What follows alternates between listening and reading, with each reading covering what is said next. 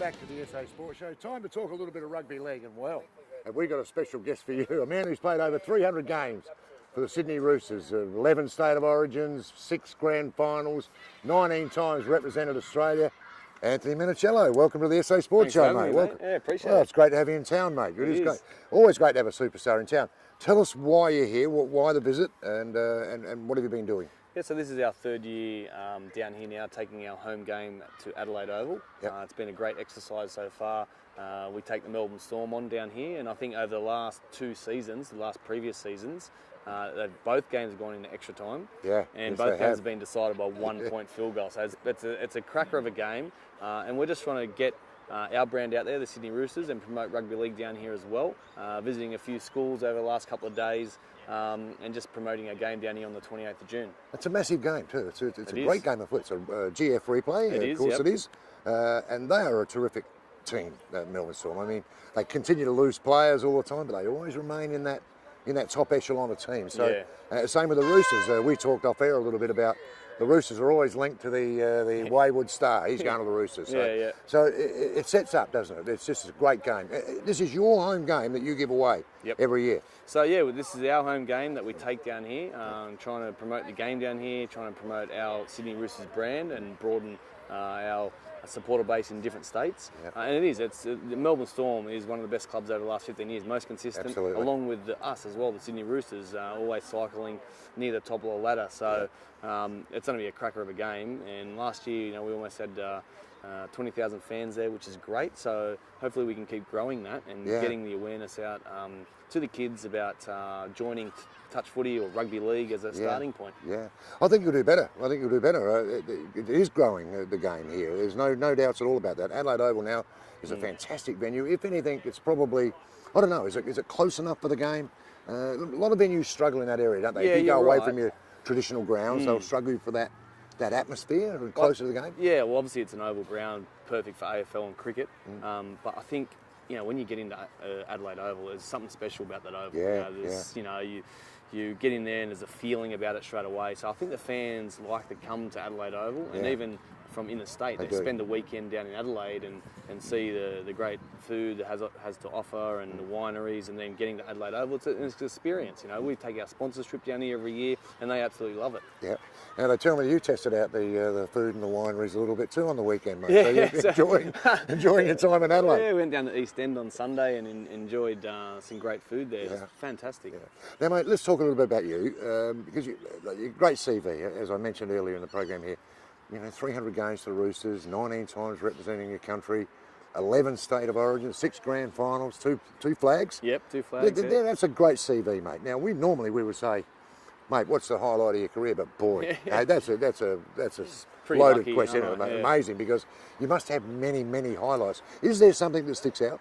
Well, looking back, I played in some really good teams with some great players, and there's some wonderful memories of my career and the stories. But I suppose, 2013 for me is probably one of the highlight that sticks above most. I was captain of the club.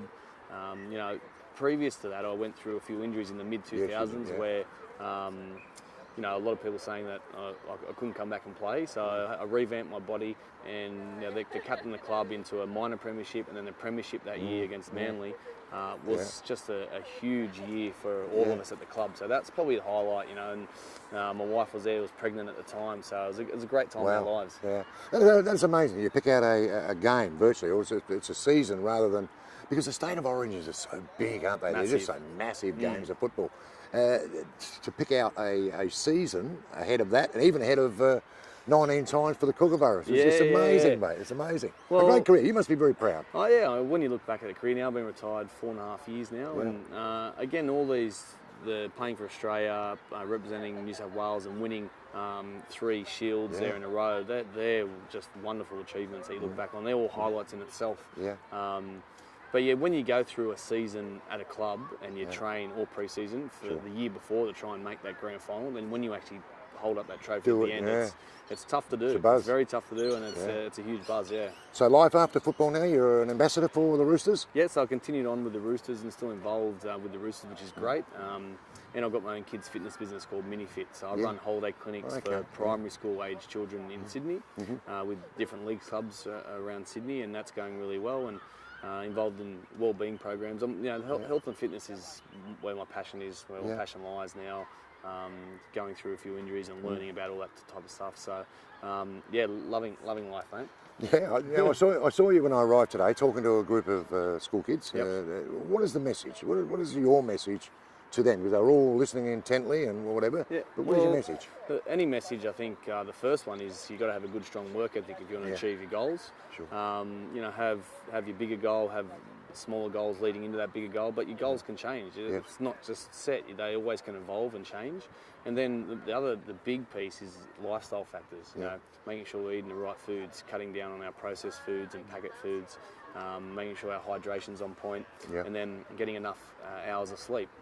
8+ hours of sleep a night for youngsters and even more. So if they can encompass that and probably put down the digital social media screens a little bit more, then they will, and then obviously the exercise or whatever team sport they're playing, they can actually start to achieve some of those goals that they set themselves. Okay.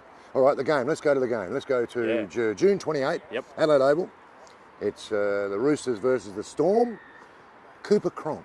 He's just announced that he's had enough. He's finished. He was brought to the Roosters to win a flag, basically, and did that. He's done his job there. How good is he? How?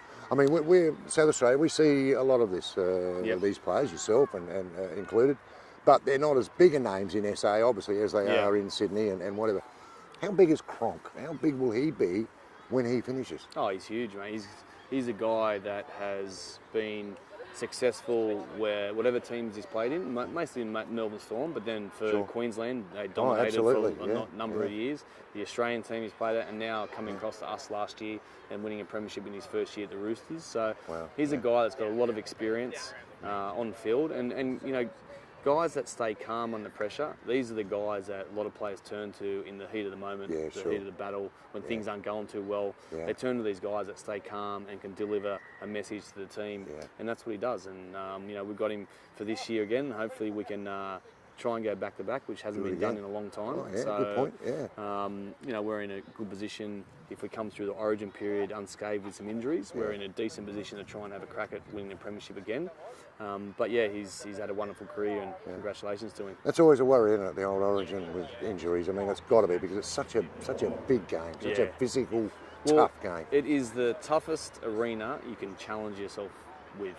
Playing for Australia is just such an honour, but the toughness of an origin experience, an origin game, is second to none. We see them. 80 minutes, and the intensity is just ferocious. It'll be here in South Australia in 2020. So great way. Look forward to it. Look forward to it.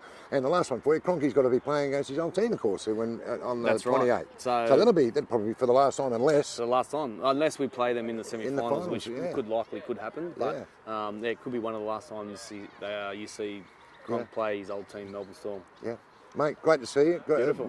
Welcome to Adelaide. Hope your trip's been successful. I know you're coming back. Oh, the weather's always, mate, come back. It was always like this in Adelaide. But great to see you. Good luck with the game in June. I hope we get a really big crowd. The Adelaide people turn out for that sort of stuff, mate. They love their oval. They love supporting sports. That's great. They sure do. You're a genuine star, mate. Good to see you. Anthony Minichiello, our special guest.